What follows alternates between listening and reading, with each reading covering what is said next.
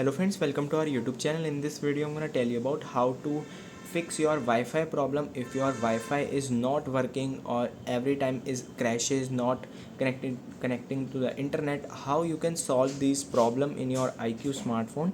Before watching this video, if you have not subscribed to our YouTube channel, then subscribe to it and like our videos. So let's start friends. First you have to open your settings here, then you have to click on system, and you will see here it is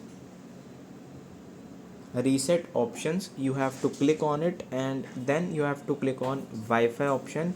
You have to reset it settings from here and your problem will be solved. If it is not, then you have to press back, go to the apps. Here it is, click on it, click on see all 76 apps. You have to click on search bar, like here it is. Then you have to search system, Android system web view. Click on it and just simply clear cache by clicking on storage and cache, then clear cache and simply press back. And then you have to search here Google Play Services. Here it is.